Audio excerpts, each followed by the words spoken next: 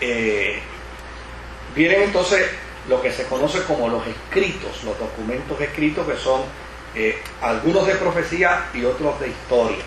Pero cuando hablamos de los profetas, en el año 200 antes de Cristo apareció Alejandro Magno. Y desde luego con Alejandro Magno en su movimiento helenista, donde había que aprenderse el griego a como diera lugar, pues el documento de la ley de los profetas ganó para el judío un tesoro extraordinario. Y como consecuencia de ello, una de las cosas que se exigía era que el judío lo aprendiera. Tenía que aprenderlo. El otro bloque del Antiguo Testamento son los escritos. Y estos escritos son los Salmos, Cantar de los Cantares, Eclesiastés, Lamentaciones, el libro de Esther, desde luego el de profecía es el libro de Daniel, porque a Daniel no se le considera un profeta, a Daniel se le considera uno que escribe profecías, por lo tanto es un escrito de profecías, pero no es un profeta.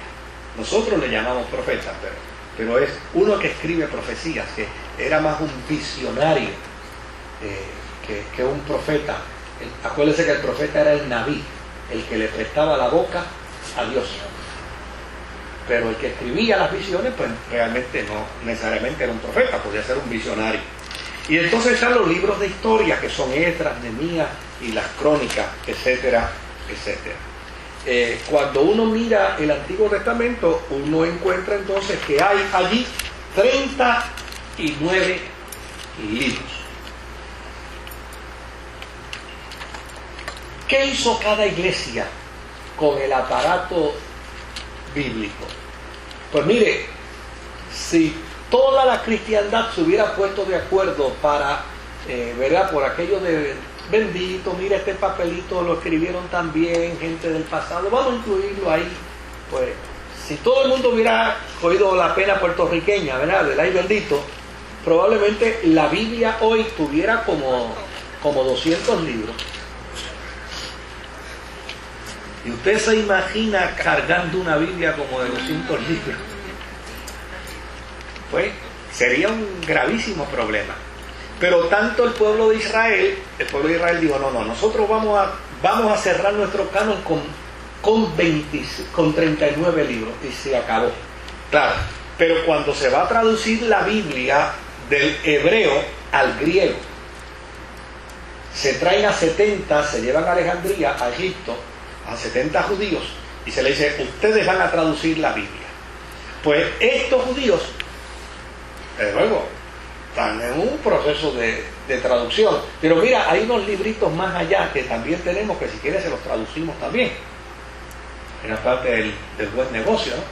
Pues ¿cuáles son esos libros? Bueno, los deuterocanónicos.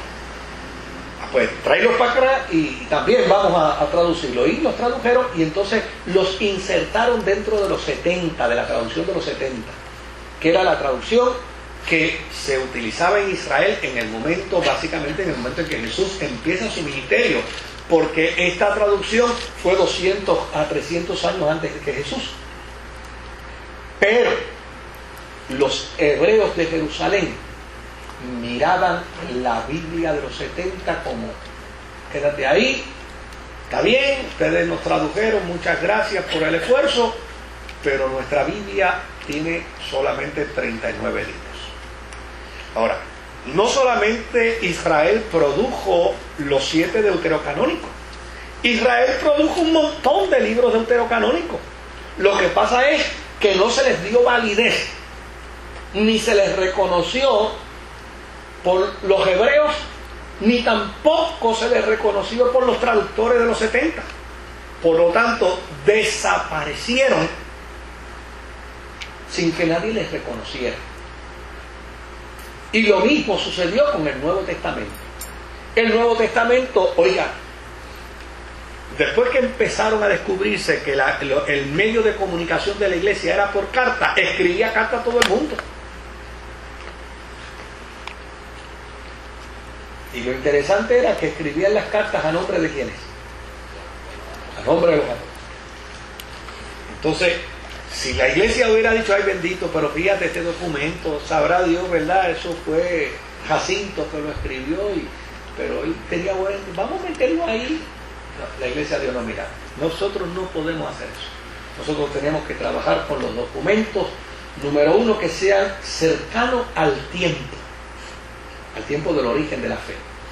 Y número dos, que puedan estar interrelacionados con los documentos fundamentales de la fe. Y número tres, que puedan estar interrelacionados con la fe de la iglesia primitiva, de la iglesia apostólica.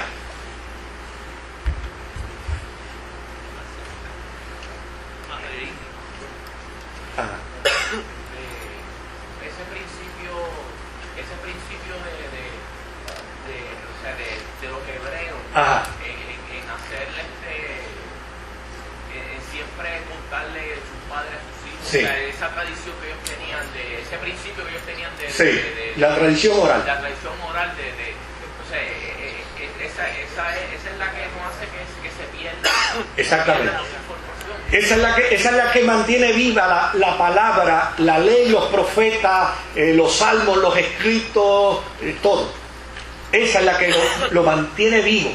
Porque obviamente en cada situación de crisis bélica de Israel, como por ejemplo la invasión de Asiria, los documentos corrieron peligro. Como por ejemplo la destrucción del imperio babilónico. Imagínense, los babilónicos destruyeron por completo a Israel. Como la destrucción de los 70 después de Cristo, que no quedó piedra sobre piedra que no fuera allí demolida. Pues todo eso afectó la documentación, pero desde luego el pueblo hebreo y los cristianos entendieron muy bien que la tradición oral Esa no fallaba nunca. no fallaba, porque a mí me pueden quitar los libros, ¿verdad? Pero yo le puedo responder al que me quite los libros como me respondió mi hija cuando era pequeña, que le dije, siéntate, y me dijo, no me voy a sentar. Le dije, ¿te sientas o te pego? Pues se sentó y me miró y me dijo, quiero que sepas que estoy sentada, pero me siento de pie.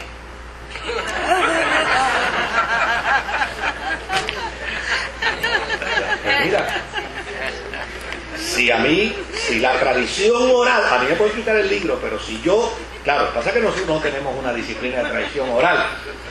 Aquí hay un hermano que no está aquí hoy, que no está, que es el que siempre nos hace algunos comentarios bíblicos.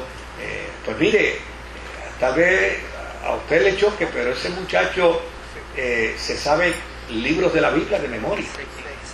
Él se lo sabe de memoria, porque él se ha dado esa tarea de aprendérselo. Y usted dice, no, yo me sé los libros, yo no me sé un capítulo, yo me sé el libro completo, me lo sé de memoria. Fue porque hay gente que puede desarrollar esas técnicas, porque son técnicas de memotecnia, ¿no? De aprender a memorizar información. Pues quien tiene esa gran virtud, pero en aquel tiempo no era una virtud, era una disciplina. Ahora, cada iglesia decidió por su propia cuenta entonces decir, mira, nosotros no podemos estar llegando a las conclusiones de aquí y de allá. Sabemos bien que el pueblo de Israel, el pueblo hebreo, escogió 39 libros. Eso está claro. Pero la Biblia griega, el Antiguo Testamento griego, escogió 46 libros. La Biblia, el Nuevo Testamento cristiano, escogió 27, pero algunos escogieron 30 y algunos escogieron un poquito más también. Y cada uno de ellos finalmente se fue ubicando. Claro, como nosotros no tenemos un contacto con los ortodoxos, ni tenemos un contacto digamos, en el caso de los católicos lo sabemos, pues, porque en gran medida muchos protestantes han sido católicos y saben que existen 7 libros más que la Biblia protestante, y es bueno que sepan la razón por la que existen. Pero nosotros no tenemos contacto con los ortodoxos orientales, que en el 1672